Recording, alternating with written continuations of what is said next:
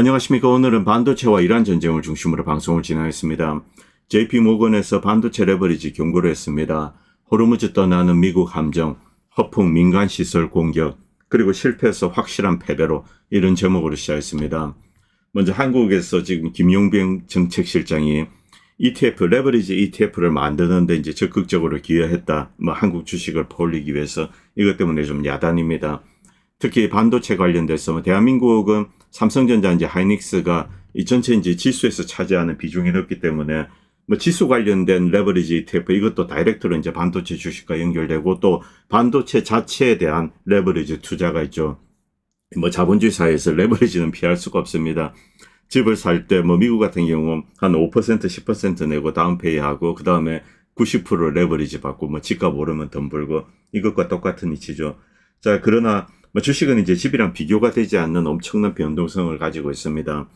이 레버리지 상품이 늘어나면은 자, 만약에 이제 시장에 어떤 조작하는 주력 세력이 있다. 그러면은 아래 위로 털어서 먹는 겁니다. 이것은 롱숏 마찬가지입니다. 자, 주가 지수, 선물, 옵션 이런 게 있으면은 자, 레버리지가 이제 만약에 개인들이 이제 하방 쪽으로 많이 몰린다. 그럼 위로 쭉 당겨서 이제 이 깡통을 만드는 거죠. 그리고 만약에 위쪽으로 몰려있다. 그러면 밑으로 쭉 내려서 털어버리고 깡통 만들고 그 다음에 이제 다시 제자리에 옵니다. 전형적인 펌앤덤프입니다.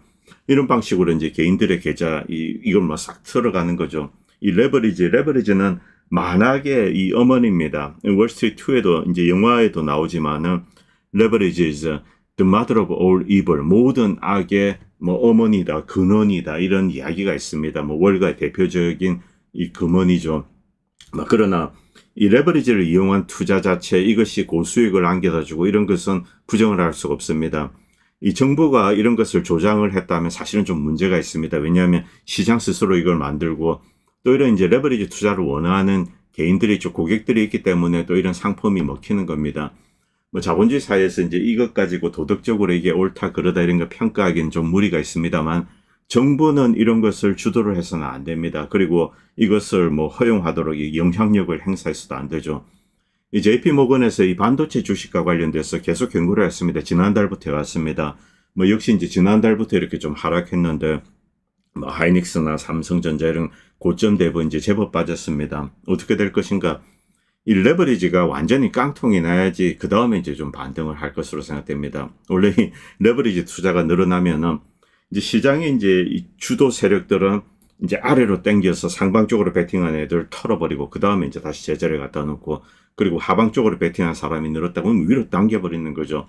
전형적인 이제 숏 스퀴즈를 만들어버립니다. 그렇기 때문에 이 레버리지가 늘어나면 반드시 위아래로 크게 출렁이는 게 온다. 이건 피할 수가 없습니다. 어쨌든 JP모건이 지난달부터 경고를 했는데 오늘 또다시 이런 걸 올렸습니다. 지속적인 딜레버리징, 레버리지로 투자하는 것이 줄어들고 있다는 거죠. 그런데 이것은 강제적인 것, 자발적인 것 두 가지가 있습니다. 이 JP모건이 이야기를 하지 않는데 사실은 강제적인 게 더 큽니다. 이 반도체 주식이 급등을 하자 많은 사람들이 미국에서도 마이크론에 이렇게 레버리지로 투자를 합니다. 2배, 3배 이렇게 들어갔던 사람들은 이제 레버리지로 만약에 이제 3배 쏘다 그러면 한 30% 빠지면 그냥 깡통입니다. 물론 그 전에 깡통 됩니다. 이런 거 함 당하면 사람들 정신이 없죠. 어쨌든 JP모건은 지난달부터 계속 경고를 했습니다. 그리고 지난달부터 쭉 하락을 해왔죠. 자, 이 소매부문 부채 축소. 여기서 이제 스스로 투자자들이 축소를 하고 있다 이런 식으로 표현을 하고 있습니다만 실상은 강제로 하는 겁니다. 한국에서 지금 벌어지고 있는 일 똑같이 미국에서 벌어지고 있고 아무래도 미국이 이 레버리지 투자는 훨씬 더 많이 합니다. 많은 사람들이 이걸 합니다. 이건 이 코인에도 다 해당이 되죠. 자, 반도체 경기 앞으로도 좋을 것 같습니다만 그럼에도 불구하고 지금의 주가를 정당화할 수 있는가 이게 가장 핵심적인 질문입니다. 그리고 중국에서 지금 이제 생산 캐파가 늘어나고 있습니다. 그리고 삼성전자 하이닉스도 이제 투자 규모를 확대하고 있고 이 미국의 마이크론도 역시 생산 캐파를 늘리고 일본에 있는 공장을 인수해서 다시 이제 추가로 생산할 겁니다. 자, 지금 이 반도체가 가격이 이제 급등한 거 이게 여러 가지 이제 부정적인 효과를 이야기하고 있습니다. 심지어 PC 수요를 이렇게 이제 억제하는 그런 효과까지 있습니다. 아니 이게 도대체 무슨 이야기인가? AI 붐인데 사람들이 PC를 사야 되는 거 아닌가? 그런데 여기 이제 엄청난 가격 저항이 생긴 거죠. 반도체 가격이 몇 배가 뛰어버리니까 PC 가격이 그게 들어갑니다. 그래서 사람들이 PC조차 사지 않게 되는 거죠. 이런 황당한 일이 지금 미국에서 벌어지고 있습니다. 자, 전반적으로 AI 버블에 대한 경고, 이것은 뭐 계속되어 왔습니다만 점점 이제 이 버블이 터지는 그런 조짐이 있습니다. 실제로 미국 내에서 이렇게 여러 주를 보면은 환경 문제로 이제 이 데이터 센터 건립을 반대한다 이런 이야기가 나오고 있습니다만 데이터 센터가 지나치게 많이 이제 건립되었다 이런 이야기는 절대로 하지 않습니다. 뒤에 숨어서 환경 이슈로 뉴욕에서 이제 투자가 중단되고 있다. 뭐 테네시에서 중단이 되고 있다. 이런 식으로 이야기를 합니다만 실상은 자본의 논리입니다. 만약 돈벌이가 된다면은 계속 지을 겁니다. 그런데 돈벌이가 되지 않기 때문에 기후, 환경 뭐 이런 문제로 하나씩 이제 이 계획을 폐기를 하는 거죠. 자, 이런 흐름이 나올 때 AI 버블이 터지고 있다. 그리고 지금 이제 엄청나게 건립된 것이 있습니다. 이것이 과연 돈을 벌 것인가? 여기에 대해서 이제 근원적인 의문, 이것은 조금 있다가 나오게 될 겁니다. 이런 식으로 버블은 터지게 되는 거죠. 아무튼 AI 반도체 관련돼서 보수적인 스탠스를 취할 필요가 있습니다. 그러나 어쨌든 주식시장이 이제 한번 쭉 당기게 되면 많은 자금들이 들어오게 되죠. 이 자금들은 이제 주도주에서 벗어나서 이렇게 옆으로 이제 번지기도 합니다. 예를 들면 이제 그동안 소외되어 있던 잡주들, 뭐 한국으로 치면 뭐 코스닥의 잡주들 이런 게 저도 꿈틀거릴 수가 있습니다. 자, 이제 뭐 워렌 버핏의 대표적인 이야기, 유명한 이야기입니다만 언제나 투자 대상은 있다. 자, 그래서 일단 많은 자금이 증시에 들어왔기 때문에 종합지수가 좀 흔들린다고 하더라도 옆으로 이제 그 자금의 영향을 받아서 이렇게 튀는 종목들 있죠. 뭐 그런 거 찾는 것도 소소한 재미라고 생각합니다. 그리고 이 축구 관련돼서 아르헨티나 이야기 좀 드리겠습니다. 메시는 뭐 천재입니다. 그런데 수많은 사람들이 아르헨티나를 미워하고 있습니다. 메시를 미워하는 건 아닙니다. 분명히 미국 내에서도 이제 많은 사람들 메시는 정말 위대한 선수다. 뭐 지금까지 역대급이다. 그런데 냉정하게 이제 진짜 축구 전문가들은 메시보다도 과거의 마라도나가 정말로 위대했다. 진짜 잘하는 플레이어다. 뭐 이런 비교를 합니다만 이 메시에 대한 평가는 아닙니다. 이 아르헨티나 국가 자체에 대해서 이제 세계적으로 지금 이 트럼프가 이제 과잉 보호를 하고 있기 때문에 트럼프를 싫어하는 사람들이 아르헨티나를 미워한다. 뭐 이런 이야기도 있고 또 이제 주식이랑 연관된 거 이런 것도 있습니다만 이 아르헨티나 자체의 국가적인 속성이 있습니다. 제가 이제 그동안 쭉 이야기했는데 남미에 자 이제 스페니시 후예들이죠. 그런데 이 중에 순혈이라고 할 수 있는 건 우루과이와 그리고 이제 아르헨티나입니다. 특히 아르헨티나죠.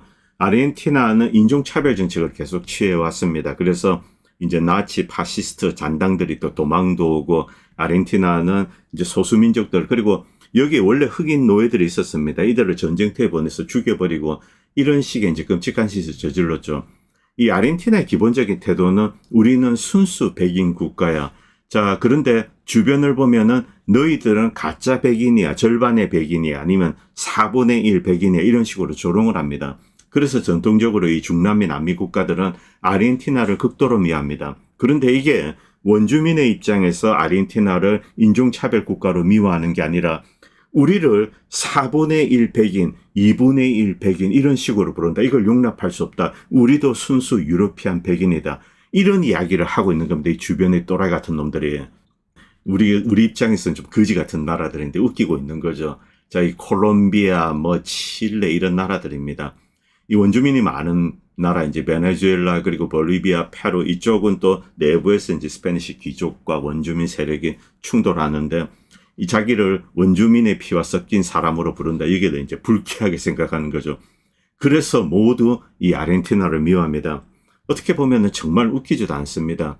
이 쿠바도 그렇습니다. 지금 뭐 트럼프 대통령이 쿠바를 노리고 있는데 쿠바는 원래 50년대 말부터 이 스페니시 후예들이 대거 빠져나오기 시작했습니다. 왜냐하면 당장 이제 공산혁명을 해서 바로 뒤집어지고 그런 게 아닙니다. 원래부터 원주민들 피가 섞인 사람들 또 흑인들 흑인 피가 섞인 사람들 이들을 이제 불손한 피라고 부르고 이들을 박해를 해왔는데 이게 이제 점점 더 새가 뒤집어지는 거죠. 그래서 스페니시 후예들은 막 흑인과 이제 피가 섞인 인구가 늘어나고 이들이 정치력을 획득을 하니까 그거 꼴 보기 싫어서 50년대부터 이렇게 플로리다로 대거 이주한 겁니다. 그리고 결국 공산혁명에 성공해서 나라가 뒤집어졌죠. 이런 뭐 인종차별의 끔찍한 역사를 갖고 있습니다. 베네수엘라 다 마찬가지입니다. 어쨌든 이 아르헨티나 애들 웃기는 놈들이죠. 한국인들 입장에서 이 아르헨티나 편들 필요 없습니다. 얘네들 정말 가짜는 애들입니다. 자, 그리고 이건 뭐 재밌는 영상인데 이건 실제 구글입니다. 여러분 한번 보시기 바랍니다. 파타고니아 밑에 이제 확대를 합니다. 그런데 여기에 이상한 게 나옵니다. 그래서 지금 이제 아르헨티나 관련돼서 뭐 온갖 음모를 잠깐 끝까지 보시기 바랍니다. 저도 들어가서 봤는데 실제로 클릭하면은 이것을 확인할 수 있습니다. 뭐 이상한 뭐 악마 같은 이 구글 지도에 이게 있습니다. 실제로 보십시오. 이 파타고니아. 그래서 지금 뭐 이스라엘이 파타고니아를 먹으려고 한다. 여기 이제 베이스가 되는 것, 이것은 2019년입니다. 2018년이죠. 트럼프 대통령이 무려 이 400 몇십억 불을 이렇게 대출을 해줍니다. 거기 이제 추가적으로 대출을 해주고, 아르헨티나는 지금 빚더미에 있죠. 자, 그리고 이 빚을 해결하는 어떤 방식으로 할 건가, 파타고니아를 판다. 저도 이제 그렇게 추정하고 있습니다. 어쨌든 이 파타고니아 기괴한 그림이 나타납니다. 지도에서, 구글 지도에서. 그리고 예멘 이야기 좀 드리겠습니다. 뭐 여러분들 뉴스에서 보셨겠지만, 뭐 사우디가 폭격을 했다. 예멘에 이제 후티가 장악한 공항에 폭격을 하면서 이란 이제 유객기가 착륙을 하는 것을 방해했다. 뭐 어쨌든 착륙은 했습니다만, 이때 이용된 것이 이제 스톰 섀도우 미사일입니다. 이렇게 떨어지고 이런 모습 여러분 다 보셨을 겁니다. 이것이 확대가 될 것인가? 처음에는 이제 사우디가 폭격을 했다 이렇게 이야기했는데, 지금 이제 예멘은 크게 세 개로 갈라져 있습니다. 그런데 이제 사우디 대리군 측에서 공격을 했다 뭐 이런 주장을 하고, 사우디는 자신과 상관이 없다. 저도 이제 좀 그렇게 생각하고 있습니다. 사우디가 당장 여기에 개입할 수 있는 그럴 상황은 아닙니다. 그럼에도 불구하고 여기 사용된 미사일인 스톰 섀도우, 이건 사우디가 가지고 있습니다. 그래서 사우디가 때렸다 이렇게 볼 수도 있습니다. 사우디가 왜 이렇게 했을까? 사우디가 당장 이란과 후티랑 싸우겠다 뭐 이런 생각은 아니라고 생각합니다. 다만 이란에서 이제 무기들이 후티로 들어가고 이런 것을 좀 막으려고 했던 것이 아닌가. 그리고 뭐 여러분도 보셔서 아시겠지만 활주로에 떨어집니다. 이건 경고성이라고 보는 거죠. 아직까지 사우디는 본격적으로 전쟁을 할 그럴 생각은 없는 것 같습니다. 그래서 이 문제를 너무 확대할 필요는 없다고 생각합니다. 이 예멘은 정말 참 비극적이죠. 여기에 대해서 예멘 문제는 우리가 좀 디테일하게 들여다볼 필요가 있습니다. 이 사우디아라비아 반도 이쪽에 원래 이제 아라비안 나이트 무대가 이쪽입니다. 여기에 사람들이 대부분 살고 있었습니다. 이 아라비아 반도 아랍인들, 물론 여기에는 이제 부족적으로 종파적으로 좀 갈등이 있고, 이쪽이 핵심이죠. 이쪽이 사람이 살만한 공간이기 때문에 그렇습니다. 그런데 미국과 이제 사우디아라비아가 뭐 딱 이렇게 만들어지고, 뭐 쿠웨이트 이런 위성국가라고 해야 될까, 이런 게 만들어지고 부족장 국가죠. 그 다음에 이 미국과 이들이 손을 잡고, 영국도 있습니다만 이들이 석유 자원 전체를 장악을 합니다. 애초 이제 인구로 하면은 이쪽이 그쪽 위에 있는 이제 아라비아 반도 사막에 있는 그런 자원들 함께 공유를 해야 됩니다. 이들은 일종의 이제 가두어져서 두들겨 맞는 존재. 근본적인 의미에서는 서구와 그리고 사우디아라비아 입장에서는 이들은 청소 대상입니다. 인구 자체가 뭐 거의 2,700만 이 정도 가깝습니다. 거의 한 3,000만. 이 중에 한 70% 정도인 한 2,200만이 이제 후티를 이루고 있죠. 이들은 궁극적으로는 청소 대상인데, 물론 지난 100년 동안 청소를 해왔습니다. 1940년대 영국 놈들 끔찍스럽게 예멘 사람들 죽였습니다. 10년대, 20년대도 그렇게 했고, 그리고 이제 최근에 있었던 거, 바로 이것은 사우디아라비아 아랍에미레이트의 후티 공격입니다. 이것으로 인해서 뭐 한 몇십만이 죽었죠. 3, 40만 정도. 어떤 경우에도 위에 아라비아 반도에 있는 석유를 쉐어할 수 없다. 그리고 예멘 내에 있는 석유도 지금 영국, 프랑스, 미국 유조선들이 들어와서 여기서 빼가고 있습니다. 그냥 계속 들어와서 빼가고 있습니다. 이쪽은 이제 그것을 누리지 못하고 있죠. 이런 방식으로 석유 자원에 대해서 서구가 약탈하는 거, 물론 뭐 아랍에미레이트 다 연결이 되어 있습니다만, 이렇게 하고 많은 인구가 살고 있는 이쪽을 고립을 시킨 겁니다. 이런 상황입니다. 이런 상황이 언제 해소될 수 있을까? 당장은 어렵습니다. 왜냐하면 예멘 후티는 산업화되지 않았고, 그리고 이것을 뚫을 수 있는, 그들을 포위하고 있는 방벽을 뚫을 수 있는 무기 체계를 갖고 있지 않습니다. 미사일과 드론으로 뭐 사우디아나 이런 나라를 공격을 하고 괴롭힐 수는 있습니다만, 이런 영토를 점령을 할 수 없습니다. 영토를 점령하기 위해서는 기갑 장비가 필요하죠. 그리고 이 가려줄 수 있는 공군이 필요합니다. 그렇기 때문에 이 계속 고립된 채로 이렇게 힘들게 살아갈 수밖에 없는, 그게 지금 현실입니다. 자, 이런 상황을 보고 이제 우리가 예멘에 대해서 이야기를 해야 되는데, 뭐 예멘이 당장 뭐 큰 전쟁을 할 수 있다 이렇게 생각되지 않습니다. 그렇기 때문에 이 예멘 후티를 봉쇄하고 있는 방어망, 일단 뭐 가장 큰 방어망은 주변 국가들의 공군력입니다. 자, 이것을 현재로서는 뚫을 수가 없죠. 이렇게 고착된 상태로 뭐 어느 정도 지속될 수밖에 없는 것 같습니다. 당장 이제 이 후티와의 뭐 큰 전쟁은 없다라고 보시면 됩니다. 그리고 다음 자를 잠깐 보도록 하겠습니다. 뭐 제가 그동안 했던 이야기, 이게 압축적으로 요약이 되어 있습니다. 이란은 이제 23년간 이제 이라크에 미군이 주둔해 있었는데 이것을 뭐 사실상 종식시킨다. 그리고 이라크 정부 미군과 이렇게 합의를 했습니다. 9월까지 미군은 철수한다. 자, 결국 이 미국이 이라크를 침공해서 점령을 했는데 이것이 이란을 위한 게 되었다. 그 다음에 친이란 정권이 들어섰습니다. 엉뚱한 짓을 한 거죠. 그리고 미국은 엄청난 돈을 낭비했습니다. 아프가니스탄에서도 마찬가지입니다. 결국 탈레반과 싸웠는데 다시 이제 탈레반이 돌아왔습니다. 엄청난 돈을 낭비하고 이것은 고스란히 미국의 국가 부채로 되었죠. 그리고 이 이제 이라크와 아프가니 전쟁, 이것은 결국 이란을 강하게 만들어주는데 도움이 되었습니다. 이라크는 친이란 이제 이쪽 정부가 들어서게 되고, 그리고 아프가니스탄은 어쨌든 약화가 되었습니다. 과거 90년대 동서위기, 이란의 동서위기는 사담 후세인과 아프간이 동시에 이란을 협공해서 노리는 겁니다. 그 정도로 이란은 전략적으로 이제 취약한 상태입니다. 왜냐하면 다민족 국가의 국경은 허술하고 그 다음에 양쪽에서 무력을 가진 집단이 이렇게 노리고 있습니다.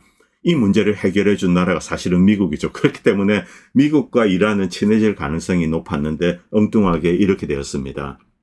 그리고 이제 이란이 아이시스 테러리스트 2명을 이제 처형을 했습니다. 테러를 모의했는데 이들을 잡아서 처형을 했는데 이슬람 공화국 이란이죠. 그리고 이슬람 국가 이슬라믹 스테이트입니다. 이들은 적대 관계입니다. 그런데 한국의 일반 대중들은 자, 이란과 아이시스를 동일시하고 이런 거죠. 말도 되지 않는 이야기입니다. 아이시스를 파괴한 주역은 이란입니다.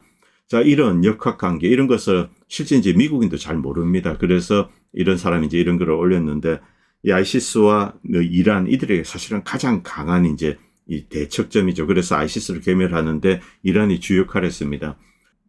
트럼프 대통령이 어제 이제 아이시스 관련돼서 실언을 했는데, 미국이 아이시스에 대했던 것처럼 이란에 대하겠다. 이 잘못됐죠. 미국은 아이시스를 도와줬습니다. 그리고 아이시스 국가가 지금 만들어졌습니다. 어디입니까? 시리아입니다. 시리아를 돕고 있습니다.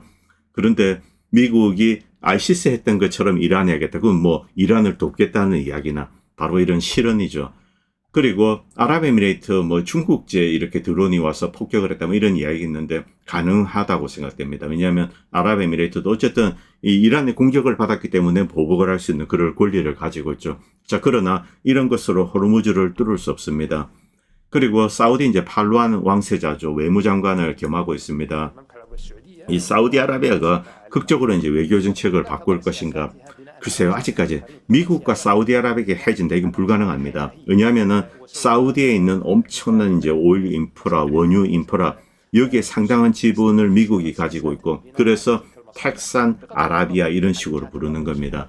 그런데 이 팔루안 왕세자는 자 이제 사우디아라비아가 조금 더 이제 다국화 세계로 나아갈 것 이런 식으로 반응을 했습니다. 중국과 교역하고 이제 러시아 그리고 미국 주변의 많은 나라들과 이렇게 교역을 하고 대등한 차원에서 하겠다. 자, 그래서 미국 우위의 관점에서 사우디아라비아가 벗어나는 게 아닌가 이런 해석도 할 수 있습니다. 그리고 이 벤스 대통령이 트럼프 대통령이 어떤 협박을 받아서 예를 들면 이제 앱슈타인 아일랜드 관련되어서 협박을 받아서 이란에 전쟁을 했다. 이건 사실이 아니다. 이런 식으로 이제 부인을 했습니다. 자, 이 조로건 방송에 나서 이런 이야기를 했는데 다 의미 없는 이야기죠. 이런 부인을 한다는 것 자체가 더욱더 이제 의심을 키우는 겁니다. 자, 이번 전쟁 정말 불필요한 전쟁입니다. 자, 그리고 이제 석유를 훔치기 위해서 뭐 나이지리아에 폭격을 하고 이 기독교인을 학살하고 있다. 뭐 물론 이것은 사실입니다. 거기 아이시스가 있습니다.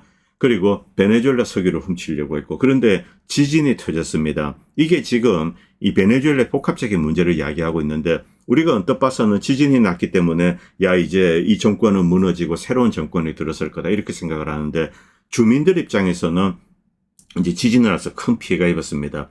그런데 미국이 우리를 먹었다는데 왜 도와주지 않냐? 지금 겨우 이제 해병대 몇백 명 가서 왔다 갔다 하고 이런 게 답니다. 그리고 돈도 찌꺼리만큼 줬죠. 한 3억 불인가요? 그동안 이 베네수엘라 석유를 거의 한국 돈으로 8조 원치 정도를 가져갔습니다. 훔쳐간 겁니다. 대금 지불도 하지 않고. 그 돈을 주지 않고 있다. 그래서 이 베네수엘라 국민들이 부글부글 끓어오는 거죠. 베네수엘라 민병대 지금 180만이 총기로 무장하고 있습니다.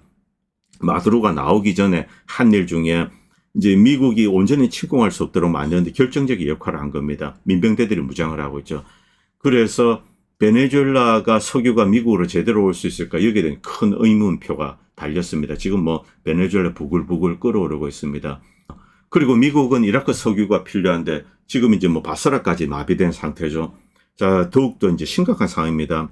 지난번에 한 일주 정도 열었을 때 이 원유가 많이 빠져나갔는데 70% 이상은 이란 석유입니다. 그리고 이것은 전부 중국으로 갔습니다. 미국과 서유럽은 당시 한 1, 2주 열었을 때 그 석유를 제대로 확보하지 못했습니다. 미국은 좀 일부 했습니다만 지금 이 상태로 막힌다. 그러면 이제 조만간에 큰 위기가 올 수 있습니다. 유가도 지금 오르고 있죠. 그리고 스칼리르 이야기 잠깐 하겠습니다. 스칼리르가 최근에 이제 러시아에 대해서 재밌는 이야기 했는데 이란 전쟁이 터지면은 러시아가 재미를 볼 것이다. 그런데 이 러시아 전체 경제에서 석유가 차지하는 석유 수출입니다. 이것은 20%밖에 되지 않는다. 그렇기 때문에 전체 경제를 봤을 때는 낮은 인플레이션을 유지해야지 경제가 활발하게 돌아갑니다. 자, 그렇기 때문에 석유 가격이 지나치게 오르는 것, 이것은 좋지 않다. 이렇게 이야기를 하고 있죠.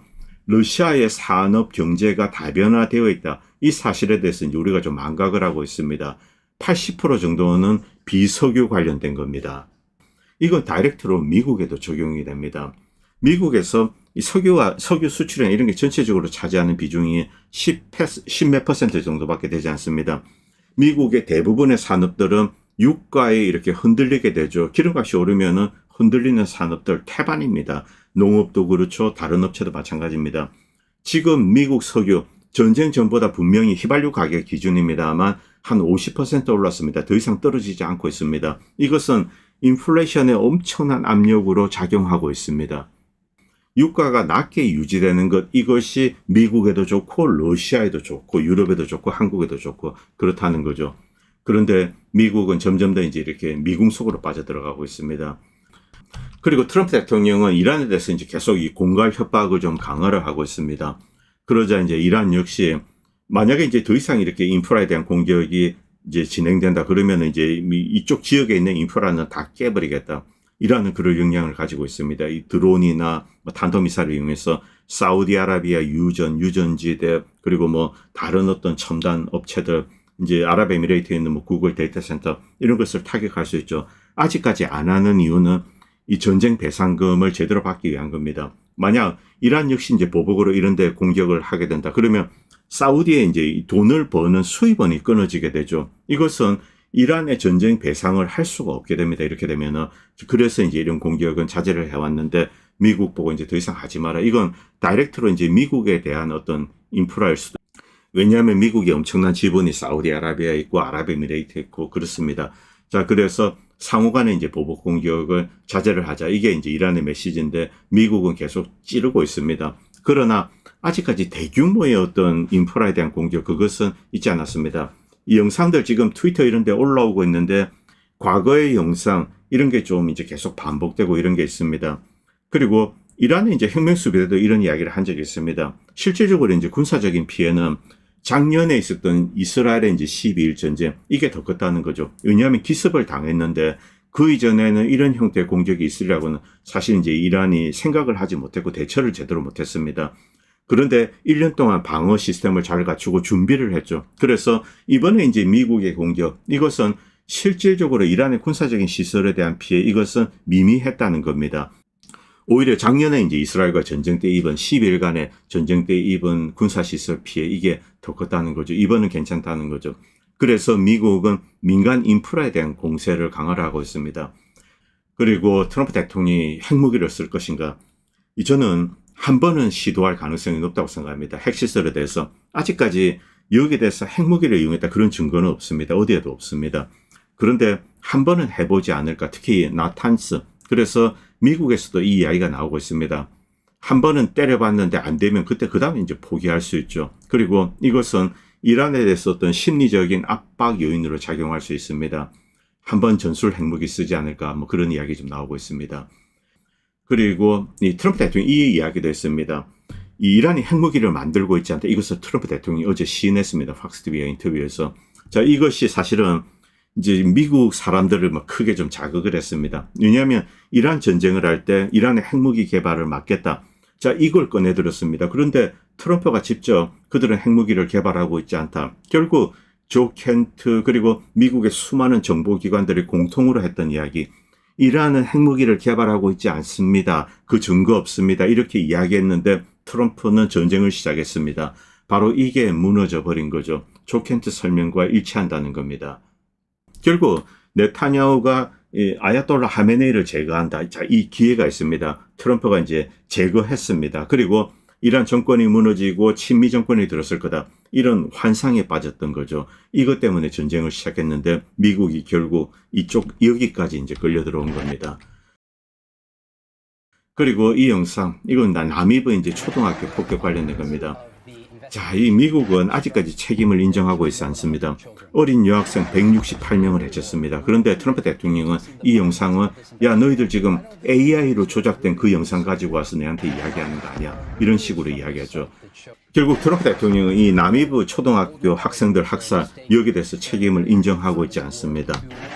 그리고 이 영상은 요르단 미군 기지에 떨어지는 미사일, 이란의 미사일인데 4발이 날라왔는데 4발이 그대로 이제 탄착해서 터지고, 그런데 8발의 이제 팩3 미사일이 날아갔습니다. 자, 어쨌든 이 요르단에 있는 미군 공군 기지입니다. 여기 어떤 피해가 있는 것 같은데 아직까지 구체적인 내용은 올라오고 있지 않습니다. 조만간에 중국이 위성 사진 찍어서 공개를 하겠죠. 그리고 미국은 어린이 병원에 이제 타격했습니다. 테헤란에 있는 이 어린이 병원에 타격을 했다고 하는데 이런 식으로 민간 인프라를 때리고 있는 거죠. 이것은 전쟁 범죄입니다. 명백하게. 그리고 이란 측에서도 민간 인프라에 대한 공격, 여기에 대해서 상응하는 보복을 하겠다. 이렇게 이야기하고 있습니다. 그리고 미국의 무기 비축량 계속 줄어들고 있습니다. CNN에서도 경고하고 있습니다. 그리고 미국의 재봉쇄, 이것은 결국 미국과 미국의 동맹국들, 친구들, 이들의 경제를 약화시킬 거다.